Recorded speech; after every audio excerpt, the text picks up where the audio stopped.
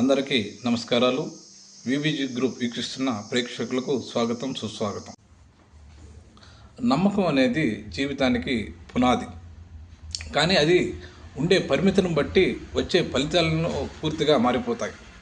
మామూలు నమ్మకం అంటే సాధారణ నమ్మకం సంబంధాలను బలపరుస్తుంది, మనుషుల మధ్య గౌరవాన్ని, ఆప్యాయతని పెంచుతుంది, ఆత్మవిశ్వాసాన్ని కూడా ఇస్తుంది.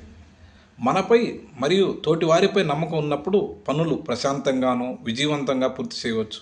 విచక్షణతో కూడి ఉంటుంది. సాధారణ నమ్మకంతో మంచి చెడులను అంచనా వేసే వివేకం ఉంటుంది.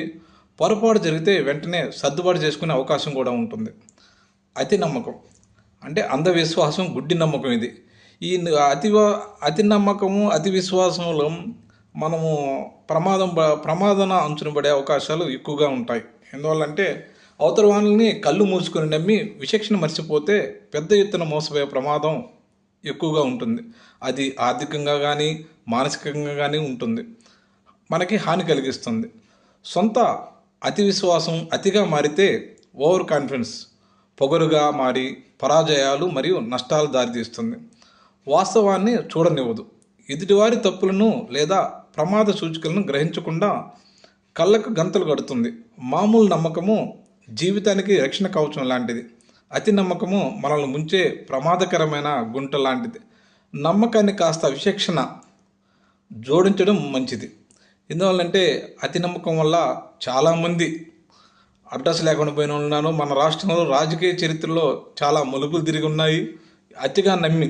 అతిగా నమ్మి వాళ్ళ చేతుల్లో మొత్తం పెట్టడం వల్ల రాజకీయ చరిత్రలో మాది లాస్ట్లో అడ్రస్ లేకుండా పోయిన వాళ్ళు ఉన్నారు.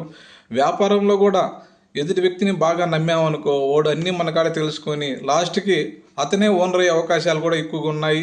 కొంతమంది ముఖ్యమంత్రులు కూడా అయిన అవకాశాలు కూడా ఉన్నాయి. కాబట్టి మనం బాగా ఆలోచించి ఏదైనా నమ్మకం, అతి నమ్మకం, మామూలు నమ్మకం పెట్టుకుందాం. అతి నమ్మకం మాత్రం పెట్టుకొని జీవితాన్ని పాడు చేసుకోవద్దని నేను అందరికీ మా వివిజి గ్రూప్ తరఫున తెలియజేస్తున్నాను.